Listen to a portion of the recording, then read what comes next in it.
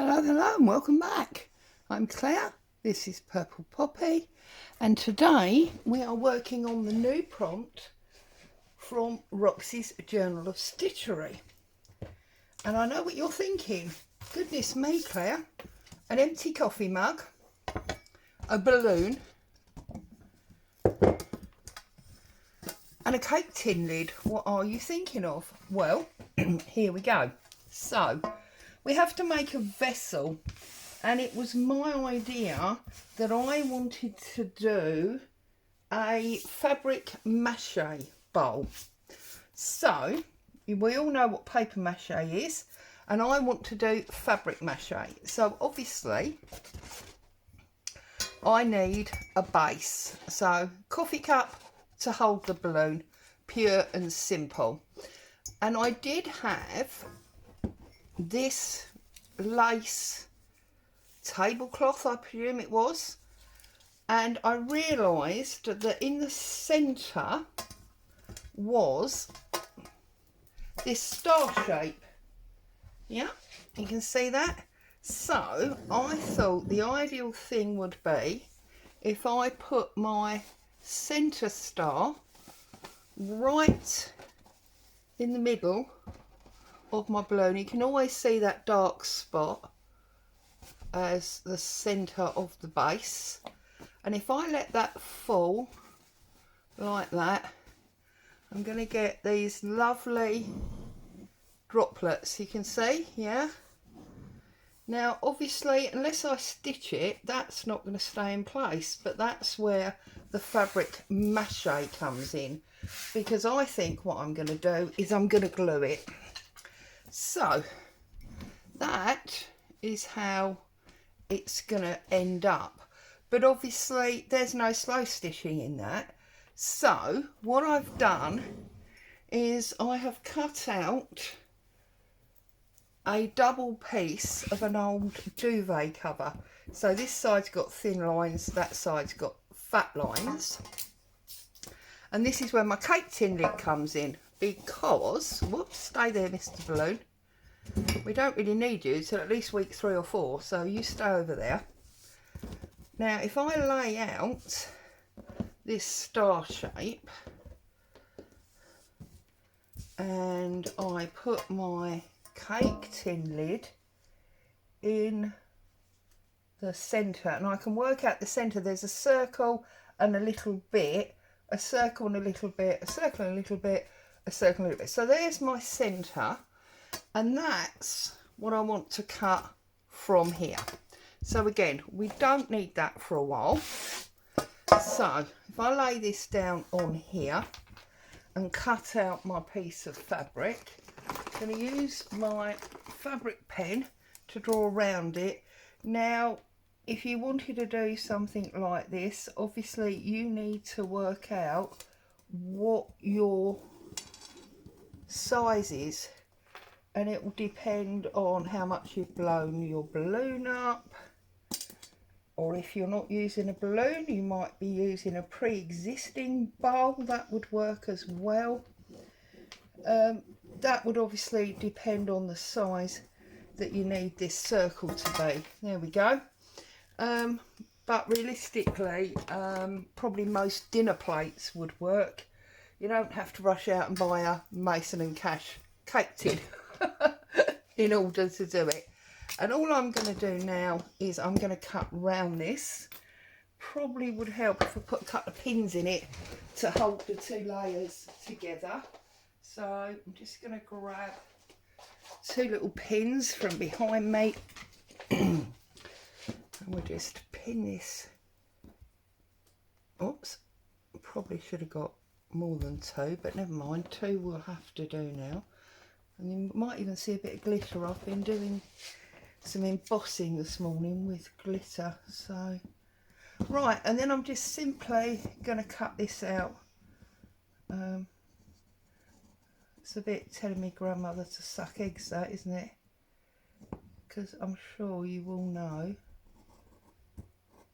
how to cut on a line, probably far better than I do, to be honest. We all know what my cutting skills are like, don't we? Okay, this out, I'm going to have a look and see. I'm trying to cut it flat on the table rather than in my hand, because I feel like if I do it in my hand, that's going to make it all move.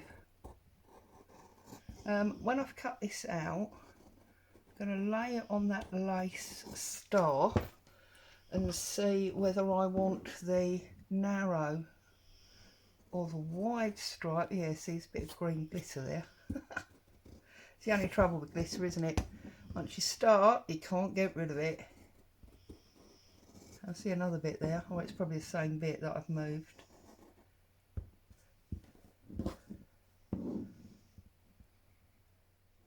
Sorry, I'm going to lay it on that lace star to see which piece I would like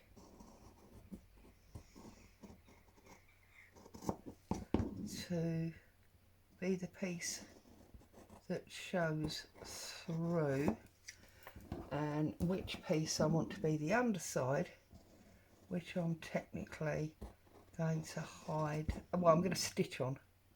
So that's why I've got two layers, because I want to hide my stitches. So just going to look at the amount of dog hairs. It's that season, I'm afraid, where Boo is leaving little bits of herself everywhere. In fact, to be honest, I think half the time it's just, they're just floating in the air. Oh dear. Whoops. Right. So there's my double circle. Now if I put this over, you can hardly see that through that. If I flip it over, again, you can hardly see that through that. But I think this one is the one that I want to see. So what I'm going to do is lay this down, and I'm just going to very roughly, because I'm sure I'll move it many times, I'm just going to put that right side to the lace and just position it so that I'm happy it's in the centre, or as near to the centre of my star. Okay. Oh, see, now I've lost my pins. Look, it's always the same, isn't it? Right, well, we'll put one there. Oh, there it is. And one there. And then I'm going to move that to one side and completely forget about that until we get much further down the line. Now this piece that's now covered in green glitter, oh goodness me, Claire. This is the piece that I'm going to be stitching onto. So I have here a bundle, because these are grey and white. I've got obviously more of that. I've got this one and this one. I've got this one with pink flowers on it. I've just got loads of grey, white and black, and I've got some black lace flowers. And I'm going to start by ripping this down to make, as it were, the mache. So when you make paper mache, what you do, I'm sure you know, is you rip into squares. So I'm basically going to do the same thing. So I'm just going to start by getting some squares in all these various fabrics. They may not be exact squares because I'm not measuring them, and that doesn't bother me at all. They might be more rectangle than square, doesn't matter really. Some will be bigger, some will be smaller, and they're going to overlap and be all higgledy-piggledy, because that's the kind of girl I am. And if you've been here before, you already know that. Now I think this is the fabric that doesn't tear. Yeah, doesn't tear. So this is an old scarf that belonged to my mum. So I'm just going to build myself up a few. See, and that one's nowhere near a square. Build myself up a few. It's almost quandy, isn't it, if I work all the way around the outside. And I will be... Oh, this one won't tear either, goodness me. Just obviously stitching these down with a base running stitch. This is nice, we've got a bit of gingham here. And I'll do some crosses probably. I might do some double running stitch, whatever, just to make sure that all these pieces, got one here that's like a newspaper, just to make sure all these pieces are joined to my base circle. And then I'll go round if I need to and retrim the circle to don't know if I want to add this in because it's got quite a lot of colour in it, so I'm going to set that to one side for a minute. Yeah, if I need to I shall cut my circle at the end.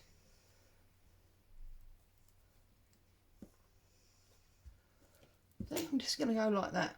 Now I think really I need to stop there and start doing some stitching, don't I? Or at least pinning. So bear with me a minute, let me find a needle and thread.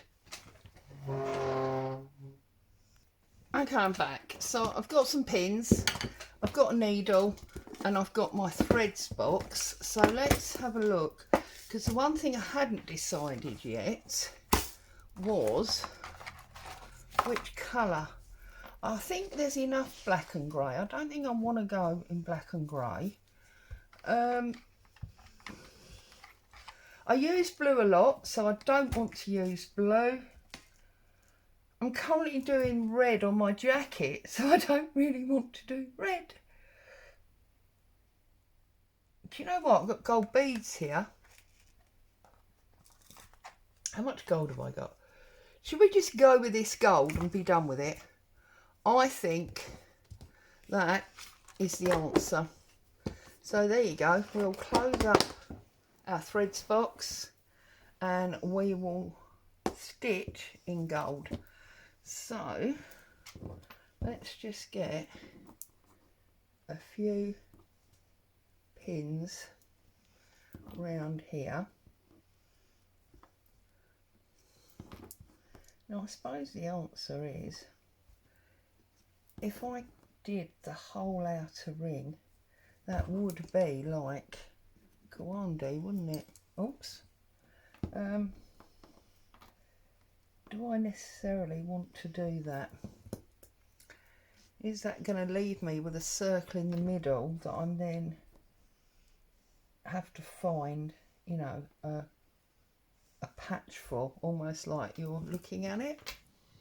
No, I'm just going to stitch the ones that I've done, and then I'm going to add some more, and that's the way I'm going to work. Oh, now somebody told me to stop my thread knotting. I need to thread my needle while the thread is still on the spool. Now I've got no idea if they were having a little joke with me or if this will work, but I'm willing to find out. So I've thread my needle, I've got my yarn, and now I'm cutting it, so we'll see. Get a knot in the end there. We have to remember that this is going to be the wrong side, so obviously I'm coming as normal from the back, and I'm just going to do a running stitch down the edge there,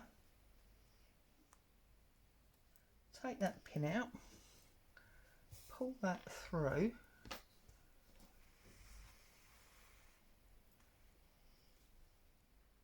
Like that. And then I'm going to go across, because most of these are overlapping on the angle. So come back up there, pull that out so it's nice and flat, and then go up the next one. Now I feel like that's not quite overlapped, that one.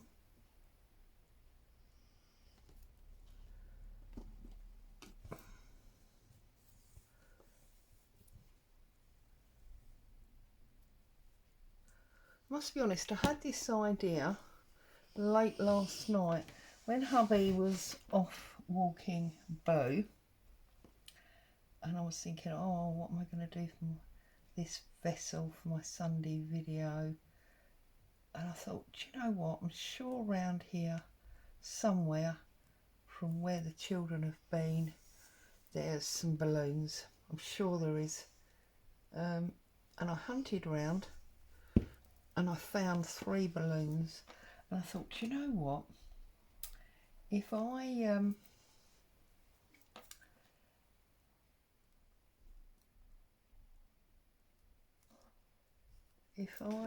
what am I saying, because I'm concentrating on my stitching.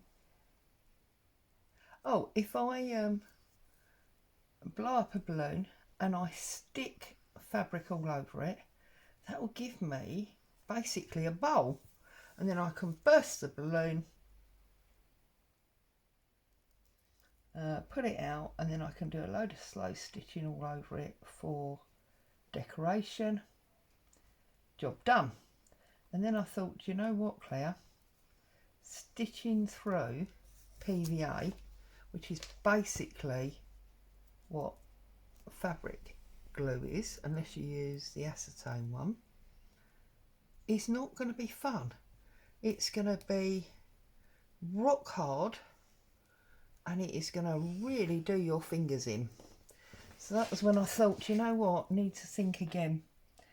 So that's when I decided what I needed to do was do my stitching, get all my piece together, and then stick it on as one. So that's what I decided to do. And I thought, you know what, I'm sure this is not a brainstorm idea. I'm sure somebody has done this before. So I had a quick look on Pinterest, and yes, fabric mache apparently is a thing. Well, who knew, right? Who knew? So there you go. So go and have a little look for yourself. You'll see that fabric mache apparently is a thing. So this is basically preparing my base. I will be doing some slow stitching over the top. I'm not 100% sure how much.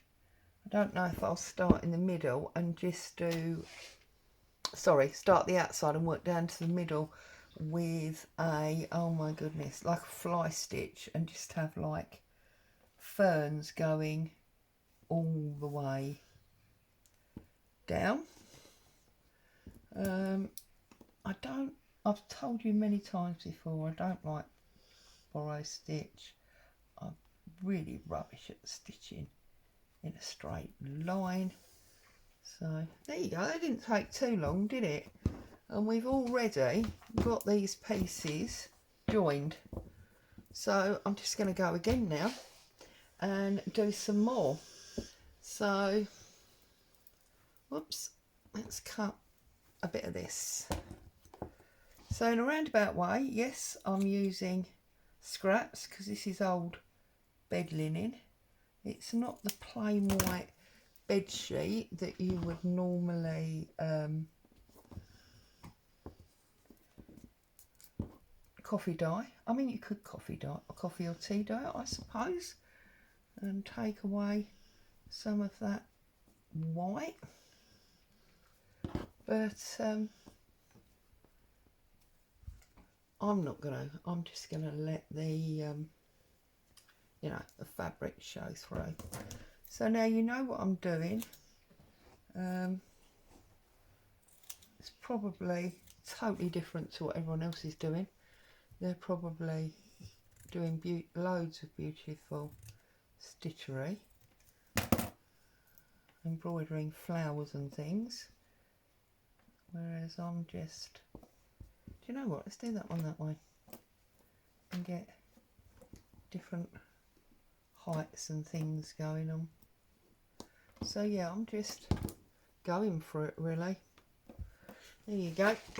So obviously I'm going to sit here and cut and stitch for a while. Feel free, oh they're white ones, they can be coffee and tea dyed, we don't want to use them. Feel free to stick around, but if you're like, well I know what you're doing now Claire, so I'm off, that's also fine, whatever you want. I've got washing blowing on the line. I'm trying to keep half an eye on it because I'm not convinced it's not going to rain, which is a bit of an annoyance. A, because it's out there. B, because hubby is around at my daughter's doing some more work on the outside of her house. Didn't quite get it finished last year before the bad weather came in, so that's obviously being finished this year. And last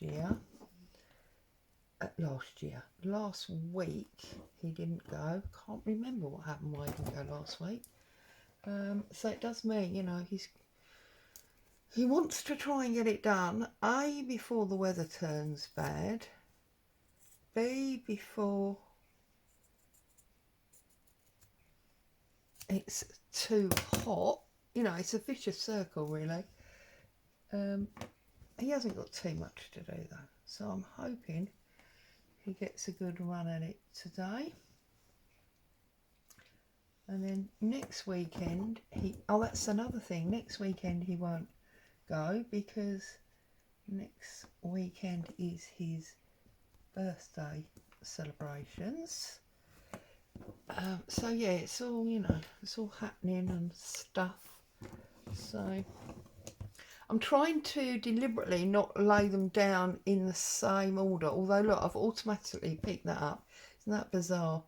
I really don't want the same pattern layout of the fabrics, otherwise it looks sort of too deliberate.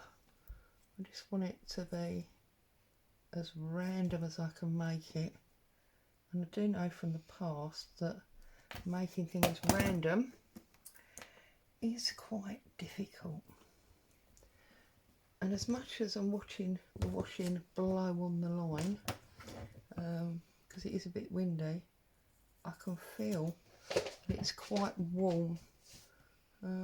Just kick my slippers off because my feet are hot, which is the first sign of me being too hot. Right, now we can have some of this stripe because we're a long way from the last one.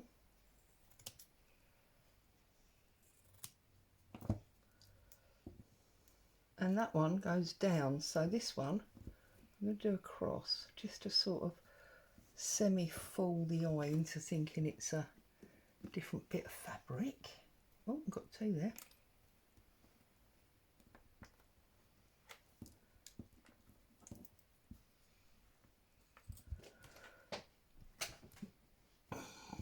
It'd be nice if I could get this ring finished, and then I could get a real, whoops, I could get a real stitch on, couldn't I? So let's have another piece of this.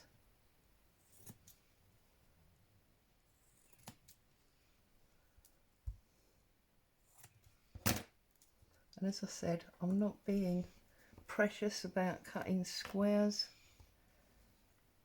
In fact, I'm not thinking about it at all.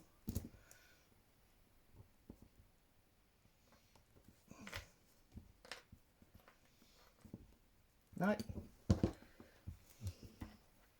That's gone a bit weird. Let's overlap that one a bit more because it's a bit frayy on that edge.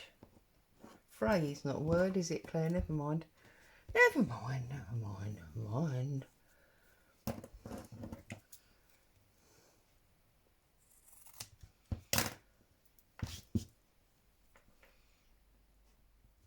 That's Boo, you can hear snoring, if you can hear it.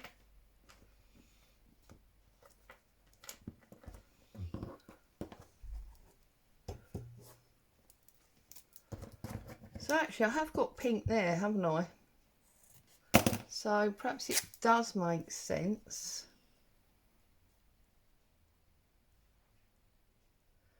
to bring in that other one. I think we will. Because look, we've got pink there and it has got a sort of grey in it. So let's use it. And I got it out. So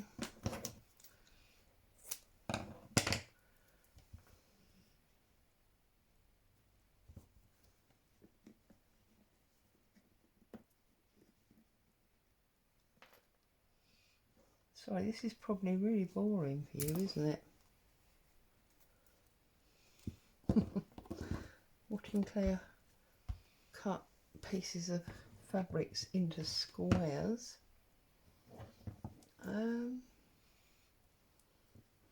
One piece more of this flannel.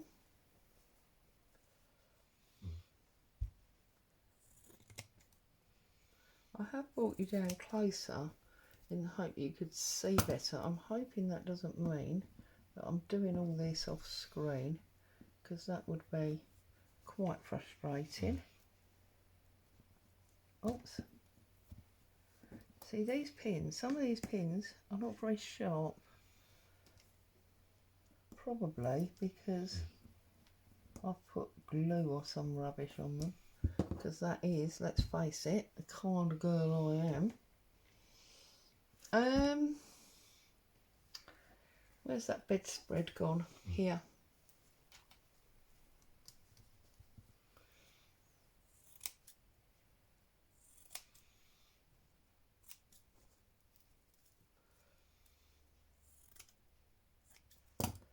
So we'll put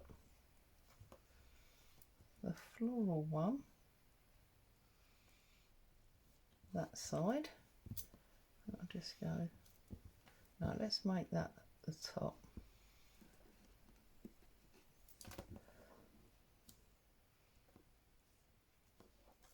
Okay, then that one, it's quite a pow. It's almost hard to know what's the top and the bottom, you know, the right side and the wrong side. Okay, I'm just trying to think if there's one that I haven't got two of. No, I don't think so. Oh, that black. There you go. So let's have a piece of black with green glitter. God, I'm going to have to get the Hoover on my desk, aren't I? Is that going to fit there?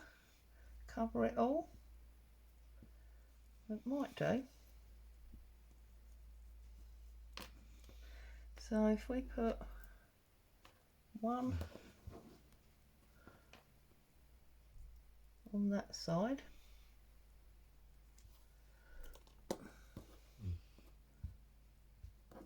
ow! It's the only trouble, you see, when you've got so many pins. And I have noticed that just lately, whenever I cut myself, I've become quite a bleeder. So I never used to bleed very much, but there we go. We've got a whole ring done. So let's stitch this ring, and then for fear of you being totally bored, I will probably leave you there and carry on with it, ready for next week. So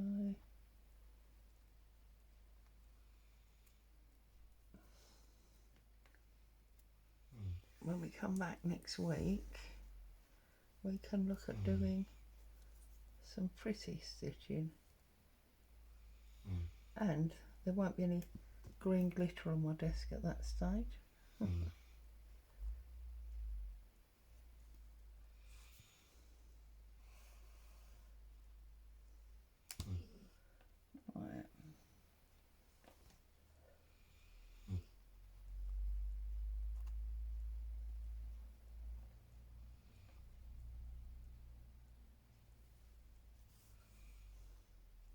So, what have you all been up to? Have you finished your boxes for the Journal of Stitchery? Prompt 5, wasn't it, of this volume 5, because this is prompt 6. And have you seen that we are going next month into volume 6, which is the accordion book, Edith Holden type style, because it's being called Field Notes. Not 100% sure how I feel about that at the moment. I love Edith Holden. I've got a couple of her books. I've made Edith Holden journals. And I do love a bit of nature. But I don't know that that's going to be for me. I do feel that it is going to require some embroidery skills that I don't particularly have, to get it to look gorgeous. So I don't know that that's something I'll do, but you know, time will tell. I am known for changing my mind. I didn't think I was doing the wearable, and then look, I've gone backwards now at the 11th hour and I'm doing that denim jacket, so who knows, maybe I will. I just feel like the mention of Edith Holden, the title of Field Notes, makes me feel like it should be a sketchbook, which is fabulous if you're much better at stitching than I am, because I feel like it's almost hand motion stitching, free motion stitching, do you know what I mean? So yeah, I don't know, we'll see. Maybe I'll put my big girl pants on and give it a go. I don't know, we'll see. I just feel like that from that description, for me, it should basically be calico rather than fabric, you know, patterned fabric. Calico is obviously a fabric or a cloth that's got sort of very thin sketch type stitching in it. I know a lot of people do sort of thread colouring. I don't know. I need a little bit of time to get my head around that, because one thing I'm really bad at is failing. I know nobody likes to fail, but I'm like stupendously bad at it. And if I start something and it doesn't go the way I see it in my mind's eye, even though most people probably wouldn't, I consider that a failure. And and I will basically dump it and not pick it up again. And I feel like that I'm already setting myself up to fail with that. So, near. We'll see. We'll see. I suppose I could semi-cheat maybe and get all my floral type stamps out, and I could have stamp stitching sessions. That would be quite nice, but again, you see, it would just still end up being like a sketchbook. But then perhaps that's the answer.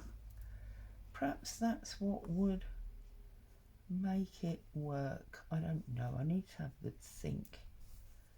So anyway, enough of that. Oh, sun's just come out. So hopefully those couple of black clouds have moved away now. And we will have some. So my washing gets dry and hubby gets some jobs done. In fact, it's a perfect coffee dyeing day by the looks of things. I don't know if I've got a wad of coffee dyeing that I need to do, so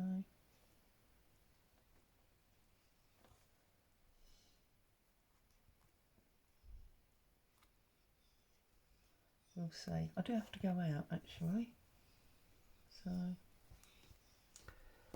I don't know what happened when I did the weekly shop. I'm about halfway, look, that's where we started. So I'm about halfway, and my thread's about to run out. I don't know what happened, but when I did the food shop this week, I totally misjudged the amount of bread and milk that we were going to require. So I need, rather than, not that anything I do is straight, the straight line, I am following the line of where I've cut the fabric. So like that one, I've sort of gone round the corner there. Just adds for a bit of further interest, doesn't it, really? That's all. Bit of artistic license, whatever. Right, now I need to change my thread. So I'm wondering if that might be a perfect time. Yeah. A perfect time to leave you. So I'll just show you what it's going to look like. So, whoops, top heavy balloon.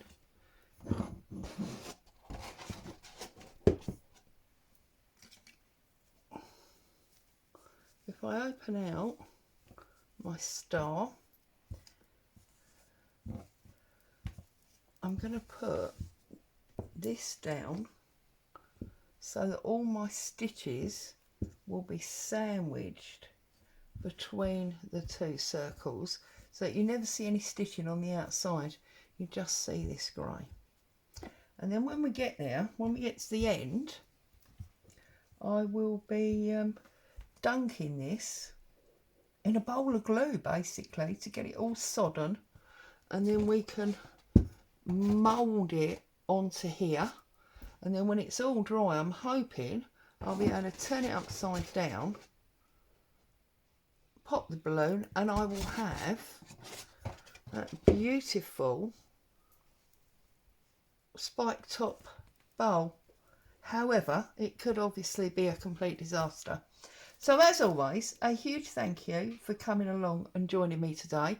I hope you found some joy and inspiration, and if nothing else, maybe had a giggle at how crazy I am doing this. Stay safe. I'll see you very soon. Ta-ta for now.